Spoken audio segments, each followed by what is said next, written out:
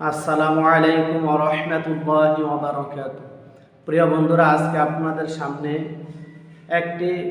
ছোট্ট একটি আমল নিয়ে হাজির হয়েছি। আর সেই আমলটি হচ্ছে রাসেল ভাইপার সাপ সহ যত বিষাক্ত সাপ এবং পোকামাকড় আছে, এই পোকামাকড় সহ সাপের অনিষ্ট থেকে বাঁচার জন্য একটি আমল নিয়ে আপনাদের সামনে উপস্থিত হয়েছে ইনশাআল্লাহ। তাহলে ওই আমলটা আপনি যদি করতে পারেন তাহলে ইনশাআল্লাহ এই আমলের বদৌলতে আপনি রাসেল ভাইপার সাপ সহ পৃথিবীতে যত বিষাক্ত পোকামাকড় আছে সব কিছুর অনিষ্ট থেকে আপনি হেফাজতে থাকতে পারবেন। তাহলে ভিডিওটা আপনারা শুরু থেকে নিয়ে শেষ পর্যন্ত অবশ্যই দেখবেন, কিন্তু টানা যাবে না। যদি টেনে দেখেন তাহলে ভিডিওর মাঝখানে বা ভিডিওর ভিতরে আমি যে সমস্ত নিয়মকানুন বলে দিব, ওই সমস্ত নিয়মকানুন অনুযায়ী যদি আপনি আমল করতে না পারেন তাহলে আপনি আমল করেও ফায়দা পাবেন না। তাহলে আমি আপনাদেরকে ভিডিওর মধ্যে বলে দিব কতবার আমল করবেন, কিভাবে করবেন, কখন করবেন এবং দোয়াটাও বলে দিব।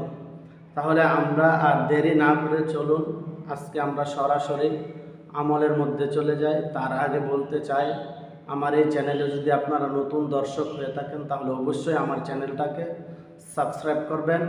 যদি আপনাদের কাছে আমলটি ভালো লাগে, দোয়াটি যদি ভালো লাগে, দোয়াটি ছোট্ট একটি দোয়া ভালো লাগে, তাহলে অবশ্যই ভিডিওটি প্রচার করে দিবেন এবং আপনার বন্ধুদেরকেও আমল করার সুযোগ করে দিবেন। তাহলে চলুন কথা না বাড়িয়ে আমরা চলে যাই মূল ভিডিওতে। দোয়াটি হচ্ছে আউযু বিকালিমাতিল্লাহিত তাম্মাতি মিন শাররি মা খালাক। আমি দোয়াটি আবার পড়তেছি, আউযু বিকালিমাতিল্লাহিত তাম্মাতি মিন শাররি মা খালাক।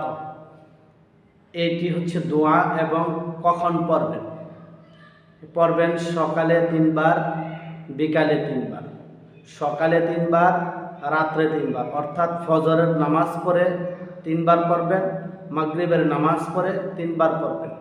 ফজরের পরে পড়লে আপনি সারা দিন তাদের অনিষ্ট থেকে আপনি আল্লাহ হেফাজত করবে। আর যদি আপনি সন্ধ্যার পরে পড়েন তাহলে সারা রাত আল্লাহ তাআলা আপনাকে এই অনিষ্ট থেকে বিষাক্ত যত পোকামাকড় সাপ সহ রাসেল ভাইপারের মতো আরও যদি কোনো বিষাক্ত সাপ পৃথিবীতে থাকে তাদের অনিষ্ট থেকেও আল্লাহ তাআলা বাঁচায় রাখবে। দোয়াটি আবার শুনেন, আউযু বিকালিমাতিল্লাহিত তাম্মাতি মিন শাররি মা খালাক। 3 বার করে পড়বেন।